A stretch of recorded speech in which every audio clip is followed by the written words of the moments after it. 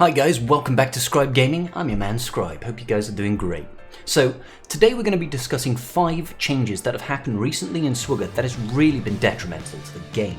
Now I personally as a guild leader have really noticed a real pinch at the moment and a lot of people leaving the game, a lot of retirees and a lot of people upset. Now I want to talk about these 5 things and I think it's an important subject. So let's get into it.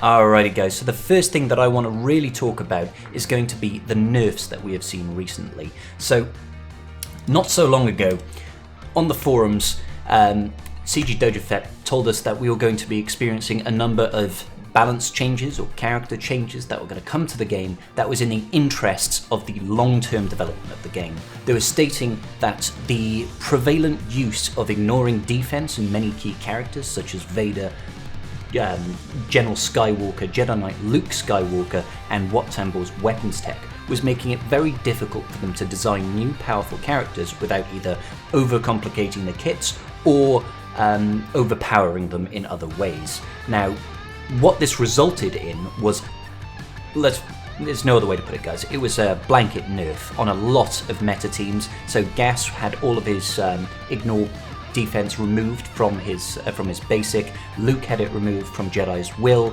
Vader had massive nerfs across his Culling Blade, really reducing the impact of the damage that he does, and Wat's weapons tech had the ignore defense completely removed from his weapons tech, with absolutely nothing to counterbalance it. Now the other characters did have a little bit of counterbalancing in their kits to try and make up for the fact that they are no longer going to be able to beat GLs and stuff like that in one battle, but the long story short for this one guys is that introducing these changes really upset a lot of people.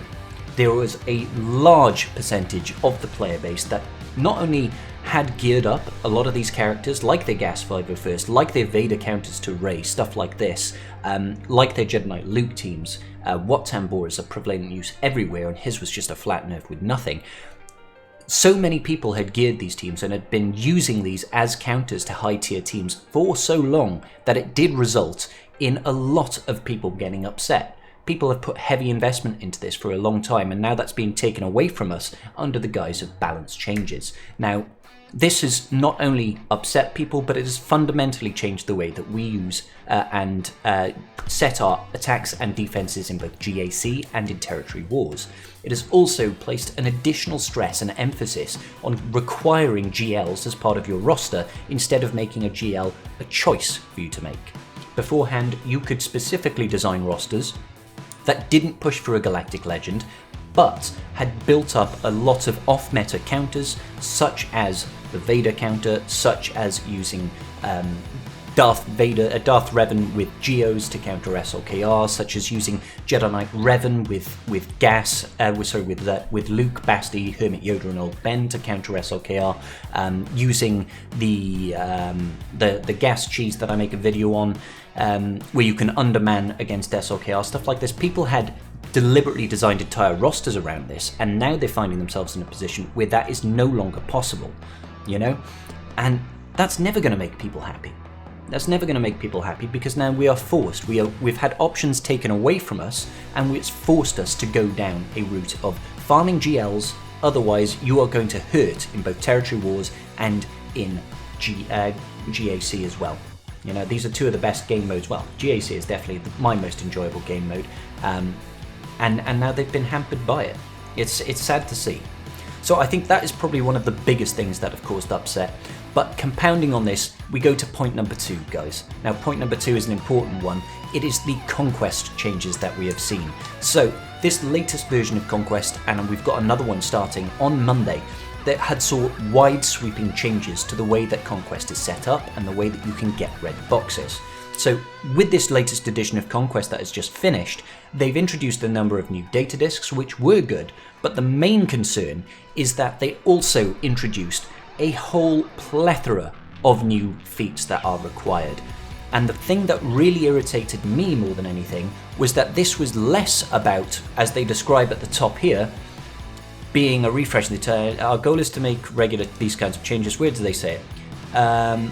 Next week. Well, they're saying, there we go. This conquest will be one of the most challenging and is designed to challenge a broad roster. So their wording, their community spiel on this was they want to make this the hardest conquest yet. But what they've really done, what they really introduced was two things. A massive increase in the grind, huge increase in grind, because they've doubled or tripled up the number of feats that are required for us to do, and decrease the value of all the existing feats. So you gain less keycards, but you need to do more feats in order to red box. But not only that, and this is the one that really annoys me, is that it is now mandatory for you to be crystal refreshing. They increased the energy cost per battle from 14 to 20 or something like that. It's now 20 energy. So each battle you do is now costing you more energy. There's a mandatory use of having to refresh crystals because so many feats now deliberately design you to have to repeat a node. All of the mini bosses, in order to get those 3 feats, you need to do a victory with complete light side, full team of light side, that's 5 members, full team of dark side, that's 2 battles on 1 node, and then a third one which will be underman. You can't do an underman with a full team of light side and have it count for 2. It is absolutely necessary for you to do 3 battles on that 1 node in order to get all those feats. So that's 60 energy. That's 60 energy out of your daily energy, then you get, 240 energy a day from Conquest, I think. And that's 60 energy already. And then in the boss feats, you'll have stuff like win a battle with Mace Windu in the team, and another feat is win a battle with no Jedi. In order to get those feats, you need to beat that boss at least twice. At least twice. It's mandatory for you to repeat the same battle more than once. Is it a feat? Is it a challenge? No. If you've got a GL, you can throw in Mace in it and you'll be like, okay, I'm fine, I'll win. It's not a difficult feat. You could do it with a Gear 1 level 1 Mace, but it is absolutely necessary for you to do that battle at least twice. And that means that all this additional energy that you're spending, compounding with the increased energy costs and the nerfs to characters to make it harder to beat the event, has resulted in the fact that you now have to spend crystals to refresh Conquest in order to get your red box. So there's a part of me that can understand, thinking, yeah, okay, I can appreciate that maybe they want you to spend at least 50 crystals a day in order to get the red box if you want the red box. Spending a little bit of crystals to invest in it in order to get the maximum reward. One part of me is kind of okay with that, but on the offset of it, it's not like there's an increased crystal reward that's been introduced. This is 2 weeks worth of event, or maybe you can beat it in 10 days or something like that, depending on how often you refresh and how good your roster is and how good you are at the battles and what data discs you get and all this sort of thing. But they've absolutely mandated that they're necessary to spend these crystals with no way to compensate for it. You know? You're going to have to sacrifice something. Do you sacrifice your farming of shards? Do you sacrifice your farming of gear? Do you sacrifice the farming of mods, which is so important? Do you sacrifice the farming of signal data for your relic levels? You got to make a choice, or you got to drop cash on the game, which, you know, I'm not inherently against. People can spend their money, but before it was never mandatory in order to get that red box. Now we look at the fact that this new tier of GLs, this is the third thing that I want to really talk about today, guys. This new tier of GLs that they've introduced, JMK and Lord Vader, are definitely a step above the other characters. Step above JML, step above C, step above SLKR and Rey. They are just inherently better. I know right now a lot of you will disagree with me and say, Lord Vader is trash. He's not trash, guys. He isn't. But compounding with this Conquest thing, these two new GLs to operate effectively how they were designed to operate, how they were designed to be top of the meta, they need to have their little sidekick from Conquest. For JMK, it's gonna be Cat. For Lord Vader, you're gonna need Maul to really experience the best of it. A lot of people that have unlocked Vader immediately didn't have his ultimate for one, and without his ultimate, he is a shadow of himself. He's not anywhere near where his power level is designed to be. Okay? Now if you throw in Maul, once you have that ultimate, nobody has Maul yet, guys. Nobody's got it, but I guarantee you, you throw in Maul, Lord Vader is going to wreck face against everything. he will absolutely destroy everything on the board, you know?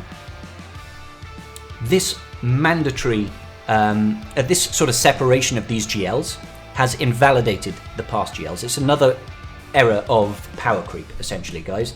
And whilst power creep is a necessity, we were told that GLs were always going to have an equal or at least comparable power level, and it's simply not true with these two now.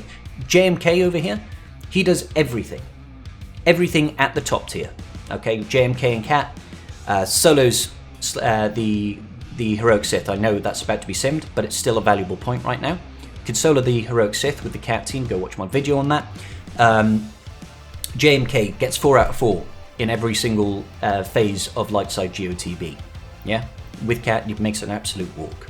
JMK, top of the arena meta. JMK can do anything in Conquest, you know? All of these GLs can do similar things.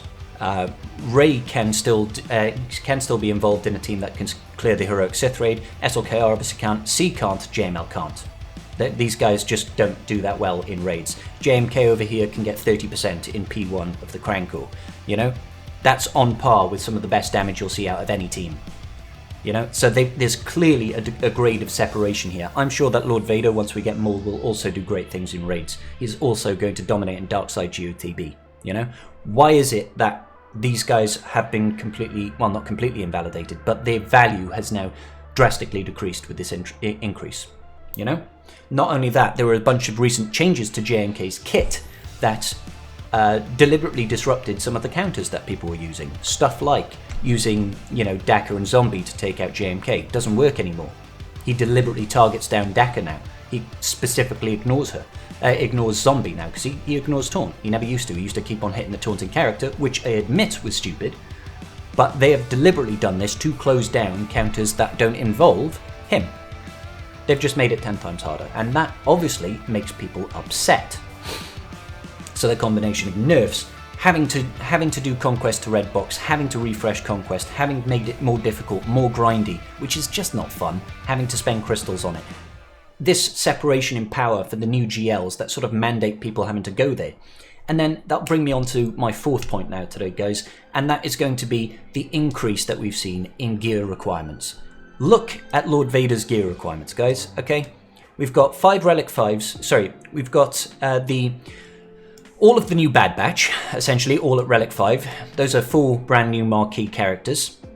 Yeah, so all Relic 5s, Tusken Raider, there's always going to be something trash. But look here, we've got Padme Amidala, we've got Count Dooku, we've got General Skywalker, and we've got ARC Trooper. That is 4 at Relic 8.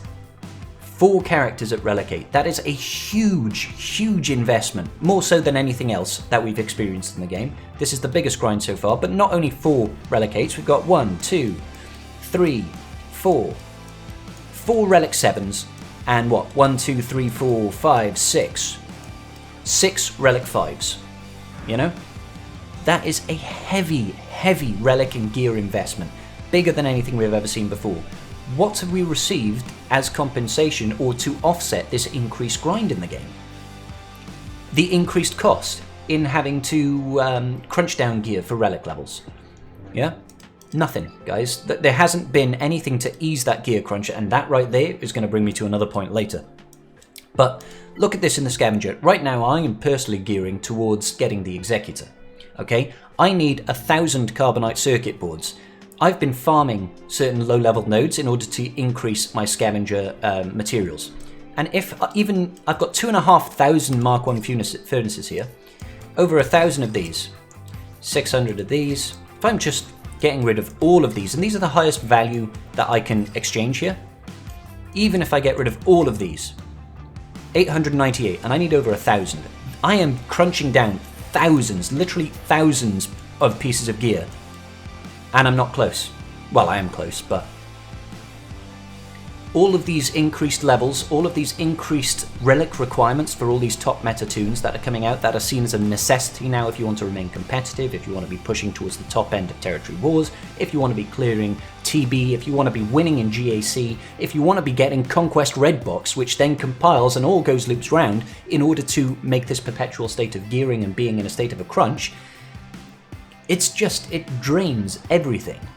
And normally you would have something to offset, something to compensate. You know, this new red box, does it give us any increased levels of gear? No, it gives us the same as we used to do. We get a few extra shards of brand new characters that are necessities now. But there's nothing like, why doesn't it give us 200 carbonite circuit boards as a reward? Or, you know, why doesn't it give us like a full stun gun, a full carbante, a full stun cuff? No, you get random loot chance, and maybe you get 20 pieces of bloomin' Mark IV carbantes that nobody needs. You know, there's nothing to compensate for it. And this here, guys, brings me to my last point. The increase in ads in this game has shot through the roof in the last couple of weeks. You saw one as I came out of the journey guide. I went and checked the scavenger. Come out of the scavenger, now I've got another advert. If I go into ships or something like this and we check fleet challenges and come back, am I going to get another ad now? That's 3 ads. I've moved from 3 screens and I've got 3 ads jumping up in my face. I know that this is a premium game. I know it's a free-to-play game and they are driven by sales. They need to try and get sales. But this is insane, guys. Every single time I'm moving from one area of the game to another. Nah, didn't get it that time. Great. Fantastic. But it has gone over the top recently. Absolutely over the top. And it's driving me nuts. It's driving me nuts. We've still got the special offer. The special offer down here for the Hyperdrive bundle. That's permanently on everybody's screen until they buy it. Permanently. You know? It sometimes knocks off. If you've got a special offer on another gift pack, sometimes it knocks off stuff like what guild events are up, what special events are up, is GAC running, you know? It's hampering, it's getting in the way and interrupting play. And I do understand, guys, like I said, I do understand they are a company that needs to make money. But that's severely intrusive and it is ruining the game experience for a lot of people. You know, I assume Wales getting pissed off at it as well. But that's going to about do it, guys. You know, let me know down in the comments section, have any of these things really impacted you? Like, personally, I've seen a lot of turnover in my guild. I've been fortunate enough to be able to refill those slots, but I know not every guild is as lucky as I've been recently. A lot of people are retiring, stating things like they're fed up with the extra grind, they're fed up with the nerfs, they're fed up with these conquest changes, they're fed up with having to increase their gear levels. The ad one for me was just a personal bugbear. It was just annoying me because I get it all the time now. Tell me what is bothering you about the game and what does CG need to do to fix this? I'm really interested to know. But anyway, guys, I will see you in the next video. I love you all very much. Peace out. Just giving a quick shout out to my patrons. I appreciate each and every single one of you. And without your support, I wouldn't be doing this today. Thanks so much.